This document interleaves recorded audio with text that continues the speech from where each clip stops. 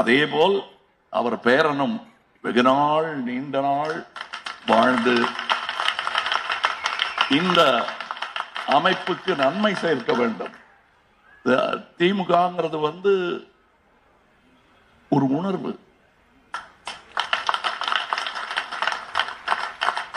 கலைஞரே பிறக்கலைன்னா, அண்ணாவே பிறக்கலைன்னா வேற யாராவது வந்தே ஆக வேண்டிய நிலைமை. நல்ல வேளை இவங்க வந்தாங்க. சரியான ஆட்கள் சரியான நேரத்தில் வந்தது. அதோட எங்கேயோ 1920 ஆரம்பிச்சாச்சு இந்த இயக்கம்.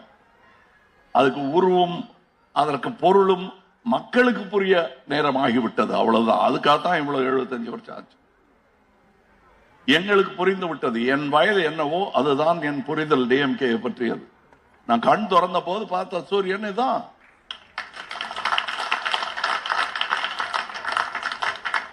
அதுல எனக்கு ஒரு இது இருட்டு வரும். நாங்க இருட்டு பள்ளம்.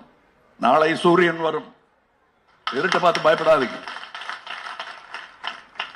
இருட்டை பார்த்து நான் பயப்பட மாட்டேன். ஏன்னா விடியும், அப்போ உதயம் வரும்.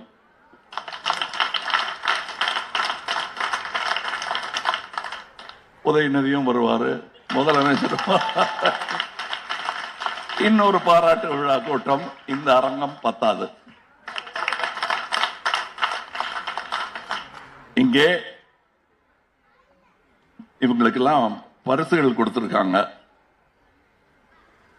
எனக்கு ரொம்ப சந்தோஷமா இருக்கு. 500 மகளிருக்கு சுய நிதியும் புத்தாடையும்,